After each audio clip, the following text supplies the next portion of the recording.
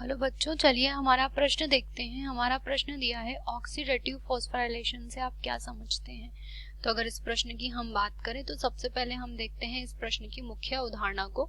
तो प्रश्न की मुख्य अवधारणा के अंतर्गत हम यहाँ पर कह सकते हैं कि सामान्य रूप से यहाँ पर जो श्वसन की क्रिया संपन्न होती है, तो श्वसन की क्रिया के दौरान यहाँ पर जो है विभिन्न प्रकार के पद व प्रक्रम यहाँ पर संपन्न होते हैं, जिसके अंतर्गत ग्लाइकोलाइसिस, क्रेब्स चक्र व अंतिम रूप से यहाँ पर जो है इलेक्ट्रॉन ट्रांसपोर्ट श्रृंखला चलती है। तो अगर हम यहाँ पर बात करें कि इलेक्ट्रॉन ट्रांसपोर्ट श्रृंखला यहाँ पर जो चलती है, तो इलेक्ट्रॉन ट्रांसपोर्ट श्रृंखला के अंतर्गत यहाँ पर जो उत्तेजित इलेक्ट्रॉन निर्मित होते हैं वो ऊर्जा का यहाँ पर जो है निर्माण होता है। तो इलेक्ट्रॉन ट्रांसपोर्ट श्रृंखला के अंतर्गत हम यहाँ पर कह सकते हैं कि इसके पश्चात यहाँ पर जो उत्तेजित इलेक्ट्रॉन होता है वो जो यहाँ पर हाइड्रोजन का निर्माण संपन्न होता है, ये हाइड्रोजन व इलेक्ट्रॉन अगले प्रक्रम में प्रवेश कर जाते हैं, जिसे हम ऑक्सीडेटिव फॉस्फोराइलेशन के नाम से जानते हैं।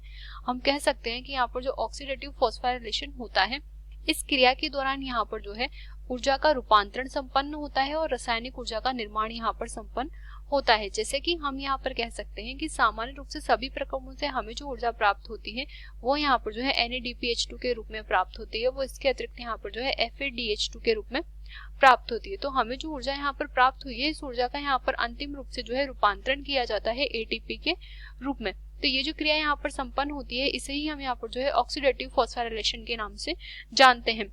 पर इसके अंतरिम रूप से हम यहाँ पर कह सकते हैं कि एंजाइमों के इस्तेमाल के द्वारा वो यहाँ पर एक प्रक्रम चलता है जिसे हम यहाँ पर रसोपरासरणी परिकल्पना के नाम से जानते हैं। तो रसोपरासरणी परिकल्पना के द्वारा यहाँ पर सामान्य रूप से जो है ये जो क्रिया संपन्न होती है उनके द्वारा यहाँ पर ऊर्जा का रूपांतरण संपन्न किया जाता है ATP के रूप में। और ये जो ATP के रूप में ऊर्जा निर्मित होती है, यह आवश्यक रूप से यहाँ पर जो है श्वसन में कार्य करती है, यानी कि जीवित रहने के लिए आवश्यक होती है कोशिका के।